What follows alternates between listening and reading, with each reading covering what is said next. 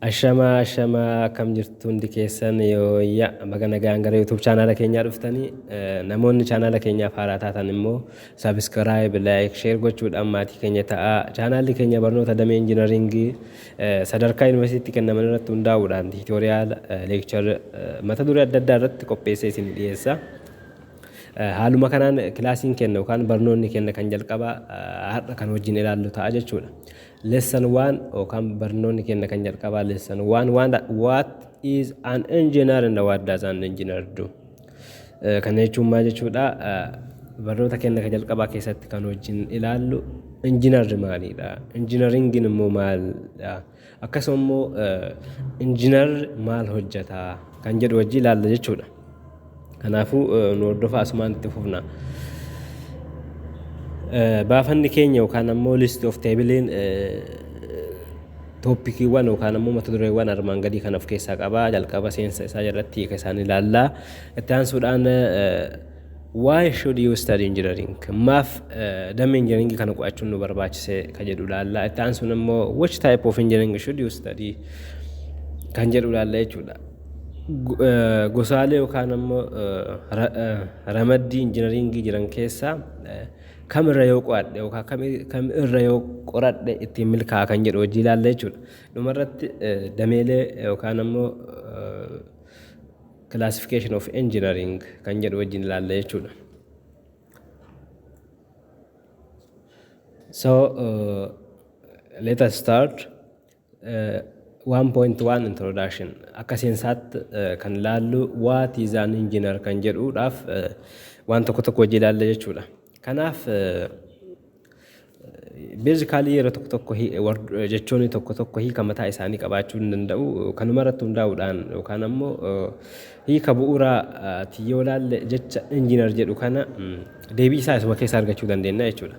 Akka seera Ingiliffaatti jechoonni jecha ER-dhaan gara dhumaatti dabalatan yookaan ammoo jechoonni dhumarratti jecha ER dabalatan it is indicated that the practice of shaakala kan mul'isan jechuudha. Fakkeenyaaf qonnaan bulaan farmers jechuu dandeenya. Baker namni daabboo tolchu tokko baker. Singer yoo ilaalle fakkeenyaaf namni sirba yookaan ammoo muuziqaa tokko sirbu jechuudha. Inni biraa immoo driver nama konkolaataan konkolaachisu.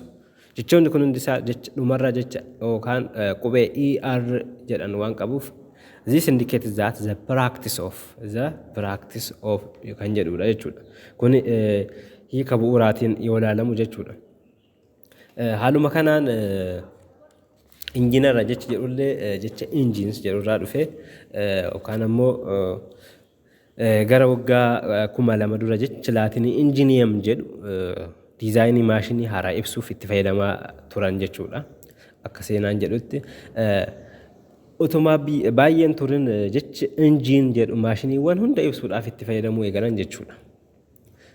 Bara 2000 kana akka diizaayinii maashinii haaraa ibsuutti fayyadamanii jechuudha. Immoo baay'een turin maashinoota hunda akka bakka bu'u itti fayyadamaa turan jechuudha. Fakkeenyaaf afaan Ingiliffaan engineer jechuun engine jechuu jedhamee kan barreeffame yoo ta'u namoonni kalaqa diizaayinii godhan immoo engineer jedhamu jechuudha. So in English engine was spelled engine no yoo qubeeffamu engine kun engine jedhama. Namoonni kalaqa diizaayinii kana godhan immoo engineer jedhamu jechuudha. Ammas afaan biraatiin afaan akka Faransaay, Jarman, Spanish kunniin yeroo har'aa kana jecha engineer jedhu engineer jedhanii fayyadamu jechuudha. Jecha engineer jedhu engineer jedhanii fayyadamu jechuudha. Kanaafuu haaluma gabaabaadhaan hiika isaa yoo kennineef what is an engineer jedhu answer is engineer is a creative and ingenious person. Engineer jechuun nama kalaqaa fi ogummaa qabu jechuudha. Nama kalaqaa fi ogummaa qabu jechuudha. Innis maal hojjeta yoo jenne immoo deebiin gabaabaan isaa maal ta'a? Engineers create engineer solution to a society's problem. Kana jechuun maal jechuudha? Engineerri rakkoo hawaasaaf furmaata waaraa ogummaa qabuun kan uumu jechuudha. Dabalataan immoo dameelee caasaalee adda addaa sirna adda addaa keessatti hirmaatuu ni danda'a. Fakkeenyaaf engineers are involved in the design yookaan diizaayina keessatti hirmaatuu danda'a. Evaluation yookaan madaallii, misooma, qorannoo, fooyya'insa yookaan improvement, modification. Akkasuma immoo kunuunsa meeshaalee caasaa fi sirna adda addaa irratti hirmaatuu ni danda'a jechuudha. Kun hundi iddoo injiinarri tokko hojjechuu danda'u jechuudha. Itti aansuudhaan kan laallu engineering. What is engineering kan jedhu ilaallaa jechuudha. Engineering is the application of science and the mathematics to solve problem on the world. Kana yoo ilaallu engineeringin beekumsa yookaan ogummaa saayinsii fi herreegaa fayyadamuudhaan rakkoolee addunyaa irratti mul'atan kan furu engineering jedhama jechuudha. Engineeringin saayinsii yookaan appilikeeshinii saayinsii fi maatmaatiksii fayyadamuudhaan rakkoo addunyaa kana kan nu furu engineering discipline jennaan jechuudha. Dameen yookaan ogummaan engineeringii kun baay'ee ta'ullee yaadni ijoon yookaan ammoo akka waliigalaatti walirraa hin cinne tokko ni jira. Innis waa kalaquu yookaan innovation kan jedhu jechuudha. Ogummaan engineeringii to innovate waa tokko waa kalaquudha jechuudha. Kaayyoon isaa inni guddaan waa tokko waa kalaquudha.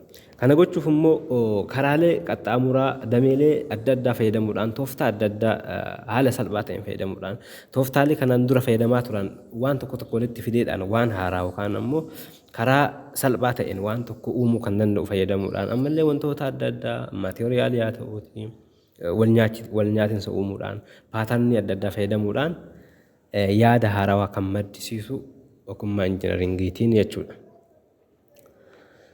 Kana yoo ilaalle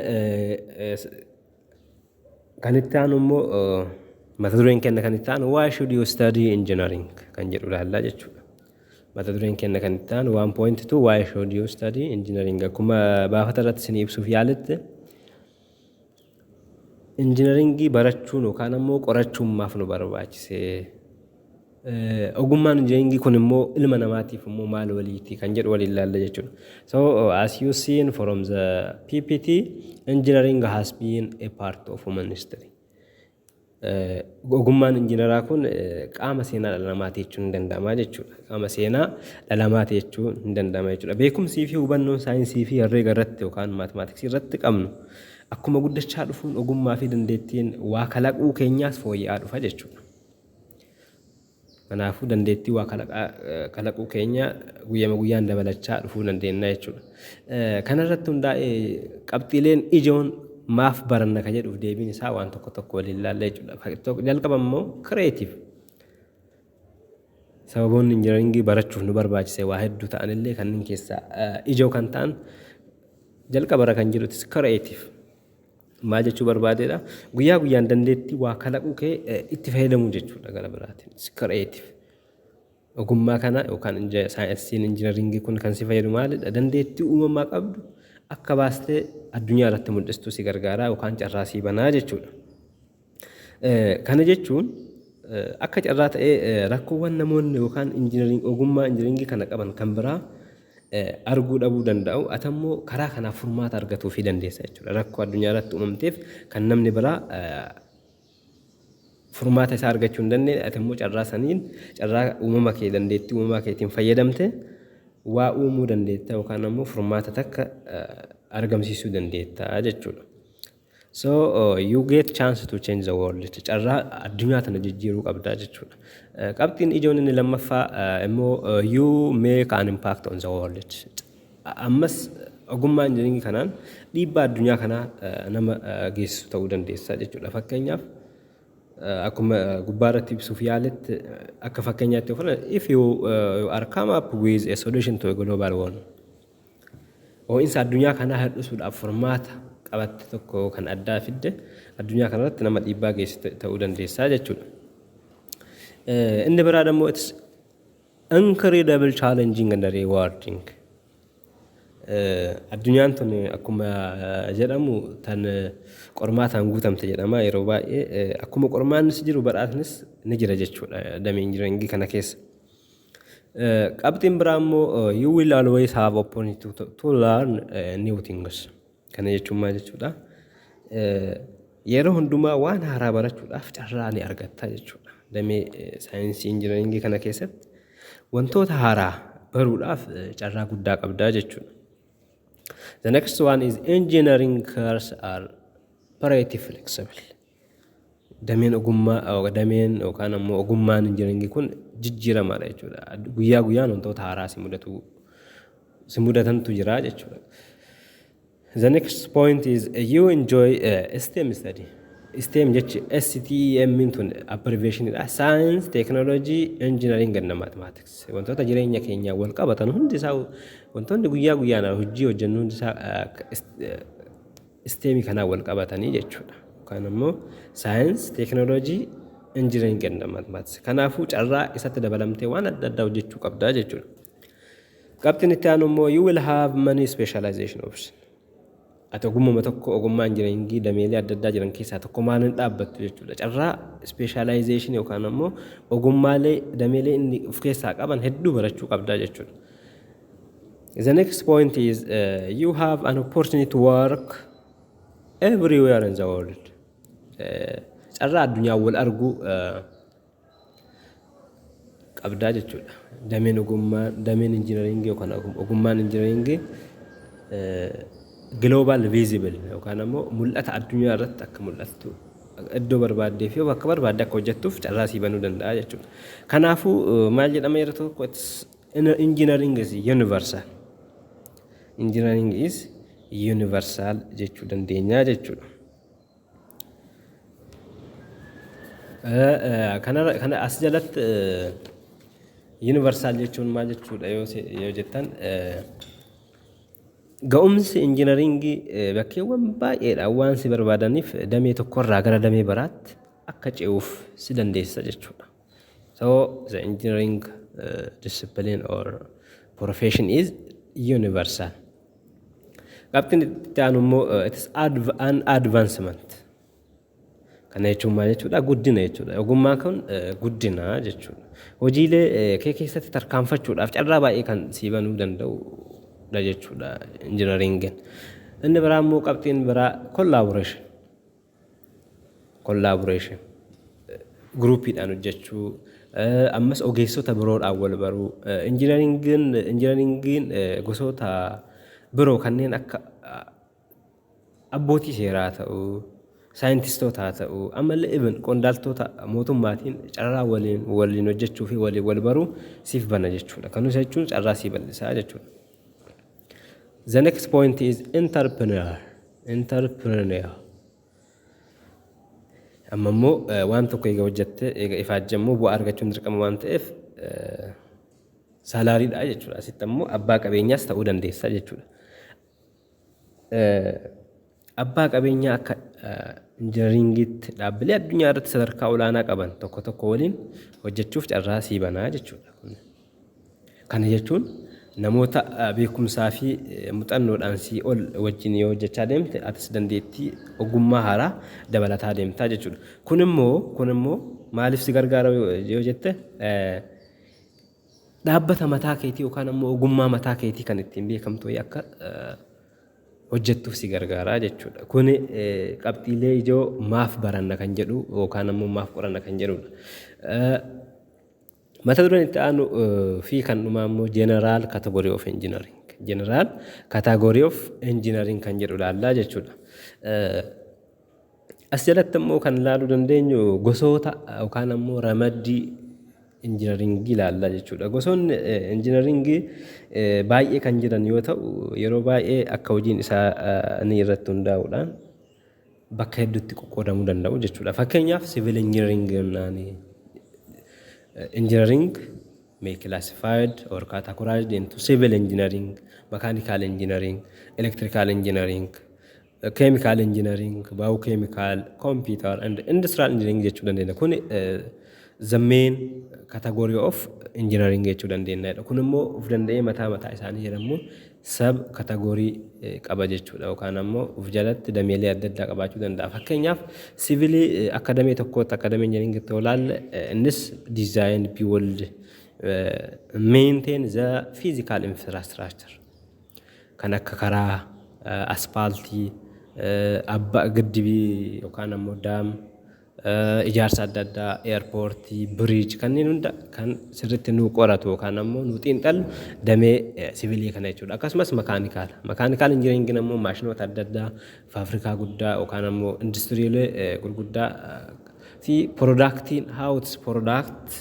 from the raw material jedhee kan as jalatti waliin xiinxallu yookaan ammoo qoratu mechanical engineering jechuudha. Electrical engineering wantoota electricity wal qabatan akkasuma chemical illee akkasuma yeroo hedduu keemikaalota biyyoota yookaan addunyaa kana miidhuu danda'an carraa har'isuu kan qaban yookaan ammoo faalama qilleensaa ta'uutii faalama naannoo haa ta'uu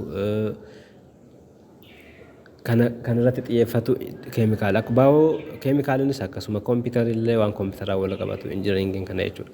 Kuni the main category of engineering yoo ta'an as jala immoo kunneen hundinuu mataa isaanii jalatti sub category yookaan ammoo dameelee of danda'an qabu jechuudha. Fakkeenyaaf tokkoffaa kan ilaallu ta'e mechanical engineering jalatti aerospace engineering jira, petroleum engineering jira, material engineering, robotics, thermal engineering, automotive, design, industrial. Kun hundi damee makaanikaali jala jira jechuudha. Akka waliigalaatti makaanikaal injiniringiidha. Achimmoo dameelee akkaataa hojii isaaniitiin immoo ogummaa isaanii irratti hundaa'uudhaan iddoo garaagaraatti qoodamaa jechuudha. Inni biraa immoo civil engineering. Civil engineering akkuma haaluma wal fakkaatuun iddoo gara 7-8tti qoodama. Structuring kophaa jira, construction engineering jira, environmental ni jira, geotechnical, survey, water resource engineering kun hundi damee civilii jala jira. Kun hundi dameelee of danda'anii ogummaa of danda'e jechuudha. Akkasuma electrical department jira yoo deemne yookaan immoo electrical engineering category jala yoo deemne power engineering ni jira, electronics, computer, microelectronics, control system, signal process kun hundisaa dameelee of danda'e jechuudha. Asirratti yaada tokkoon qaba maaliif yoo jettan yeroo hedduu akkaataa biyya keenya keessatti engineering yuunivarsiitota adda addaa irratti ni kennama. Kuni beekamaadha. Yuunivarsiitonni Itoophiyaa keessa jiran hundi isaanii engineering ni barsiisu. Engineering kana kan barsiisan immoo akka waliigalaatti engineer haa ta'u malee makaanikaala ta'uu danda'a, siviilii ta'uu danda'a, elektirikaalii ta'uu danda'a, keemikaala ta'uu danda'a, geomatiksii ta'uu danda'a, automotiivii ta'uu danda'a, manufacturing engineering ta'uu danda'a. Biyya keenya keessatti waan baratame tokkotu jira. Innis maal seetanii barataan hundinuu yeroo yuunivarsiitiidhaa bahee gara maatii deebi'u hundi isaan engineeringii baratu jechuudha. Engineeringiidhaan eebbifamee hojii dhabee, engineeringiidhaan eebbifamee taa'aa hojiin hin jiru waan jedhamutu jira biyya keenya keessatti kan baratame jechuudha. Kun immoo asirratti hubannoon naan isinii kennuu barbaade nam tokko barataan tokko kana keessaa dameelee jiran kanneen keessaa tokko qofaan eebbifama jechuudha. Fakkeenyaaf namni tokko automotiiviin engineeringiidhaan eebbifamuu danda'a.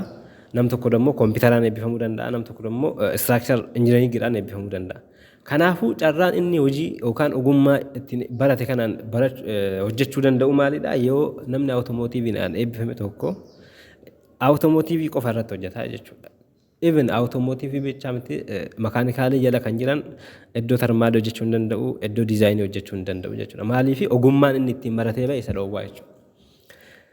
Kanaafuu hawaasa keenyaaf hubannoo akka tolutti maqaan engineering walitti haa qabu malee dameeleen adda addaatiin akka eebbifaman akka naa hubattan barbaadaa jechuudha. Kanaafuu engineeringiin hawaasa keenya keessatti bakka gaariin qabu jechuudha. Kanarratti hundaa'ee uummanni keenya waan hundinuu engineeringii maqaa jedhu waan qabatuuf keessatti ammoo specialization yookaan ammoo ogummaan inni kophatti qorate waan addaa yookaan waan automotiivii ta'uu danda'a yookaan ammoo kompiitara ta'uu danda'a. Kanaafuu kompiitaruma qofa irratti hirmaata malee waan siviiliin hojjechuu hin danda'u, waan makaanikaaliin hojjechuu hin danda'u. Kanaaf immoo inni ogummaa ittiin baratan qofa eeggatee ittiin hojjeta malee injineeringii mata'eedhaaf waliigalatti homa injineeringii baratee hin bahu jechuudha. Kanaaf injineeringiin hojii hin qabu kan jettan hubannoof akka isinii ta'uuf kanaaf kaatagoorii isaa yookaan ammoo ramaddii dameelee isaa isiniif dhiyeessee jechuudha.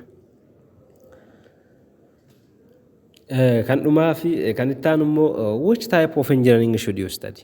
Kanaafuu dameelee adda addaa ilaallee jirra kan injiinaringii damee ogummaa injiinaringii akkasuma immoo dameelee isaan wal jala jiran laallee jira. Amma immoo kam yoo baradhe irra na barbaachisaa irra na fayyadaa kan jedhu laallaa jechuudha. Ogummaa kam yoo baradhe irra na fayyadaa kan jedhu laallaa jechuudha. So which type of engineering should you study? Dameelee injiinaringii jiran keessaa kamiin yoo qo'adhe ittiin milkaa'uu danda'a kan jedhu laallaa jechuudha. So injiinaringiin gosa barnoota bal'aadha. Kana jechuun gosoota injiinaringii yookaan ammoo dameelee injiinaringii baay'ee waan ta'eef isa kamtu akka siif ta'utti dhiphistee yookaan ammoo gabaabsitee ogummaa kana barachuun barbaada jettee filachuun si rakkisuu danda'a jechuudha yeroodhaaf. Maaliif haala naannoo san irratti hundooftee yookaan ammoo haala nama experience yookaan ammoo muuxannoo waan kanaa qabu irratti hundooftee waan tokko murteessuun ulfaatuu danda'a jechuudha. Ammallee haala biyya keenya keessa jirutti hundaa'e jechuudha. Kamtu irra na fayyada kan jedhu. Kanaaf immoo si'aachisuu danda'a. Haa ta'u malee wantoonni murteessoo ta'an gargaaramteef waan tokko murteessuu hin dandeessa jechuudha. Damee barachuu barbaaddu wantoota murteessoo ta'an sadin takka irratti hundooftee fakkeenyaaf passionate, what you are passionate about, what gets you excited, and what do you spend your free time on. Qabxiilee sadiin kanneen irratti hundoofnee ogummaa injiinaringii barbaannu san filachuu dandeenya jechuudha. Innis maal jechuu barbaadedha fakkeenyaaf yeroo mara kan si gammachiisu hojjechuun kan si gammachiisu yoo jiraate kan jedhu irratti hundoofta.